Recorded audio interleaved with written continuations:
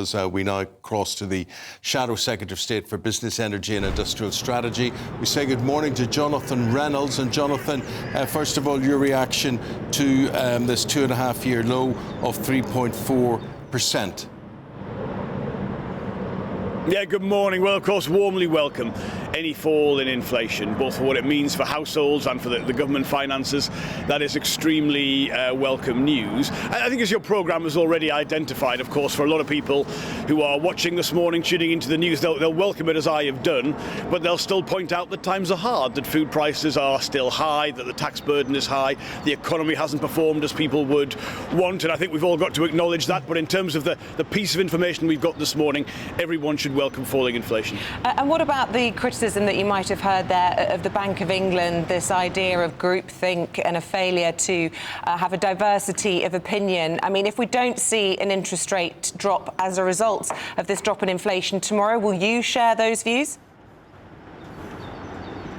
Well, look, I understand the argument that was put forward there. I've got to say it's not one I can agree with. I think, first of all, I think we will see an interest rate cut. The Bank of England is, of course, independent in that process. I think they'd want to see inflation come down a little bit more because there's a lot of uncertainty still in terms of some of the big events like the Red Sea that might affect that. The argument that the inflationary pressures were external to the country, look, yeah, but how you tackle that in terms of how you tackle the interest rate, the monetary policy the country has, I don't think necessarily, where those pressures come from doesn't get away from the fact you've got to respond to that.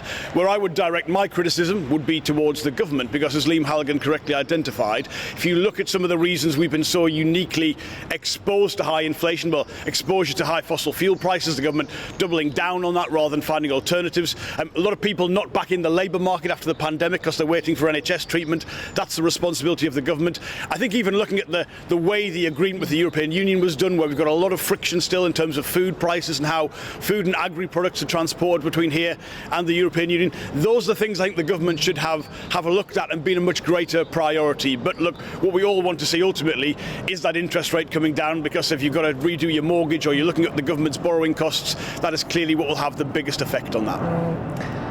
Yesterday, Rachel Reeves delivered her keynote speech, and lots of people were commenting that actually what she outlined didn't sound that dissimilar to what our now Prime Minister, when he was Chancellor, Rishi Sunak, said in his May speech in 2022, identifying the 3 key points. I mean, you could even use the idea that you guys have now subscribed to groupthink as well.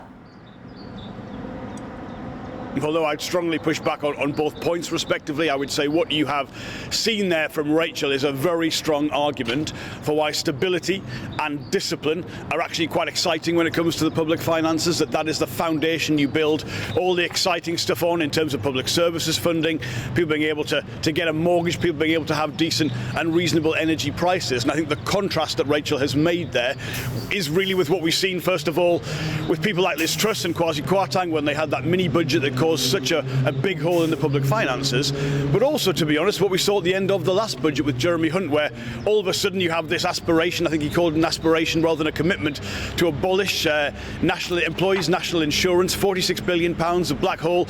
We cannot go back to the kind of decision-making we saw with Liz Truss and Kwasi Kwarteng, because that is what has caused such a significant problem for households and for the government. And actually, I think that argument for stability is very welcome and in big contrast to the government and how they've behaved over the last 14 years. But you've upset Unite, haven't you, with all of this? Rachel Reeves very much wed herself to Conservative principles of bringing around debt as a proportion of GDP. We've had the General Secretary, Sharon Graham, saying if you stick to phony fiscal rules, rule out taxing the wealthy and pander to the profiteers, you end up in a straitjacket of your own making. These are your big backers. Well, look, I'd respectfully again say to anyone who doubts what Rachel said, fiscal rules are not phony. If you want to see funding in public services, into infrastructure, into all the things I think we all want to see, the discipline you show is crucially important to that. So let me give you a very tangible example. A few years ago, 2021, we were projected to spend as a country on our national debt, on our interest payments, this year, £29 billion. Actually, what we are spending is £82 billion. So there's been a huge increase in what the government spends there. And for what? For nothing, for servicing the same debt. And the reason for that is, if you who behave, as I say, like Liz Truss or Kwasi Kwarteng did, you end up not having the confidence of the people you need to borrow money from effectively to finance that national debt. And so discipline doesn't limit your ability to do the good things people want.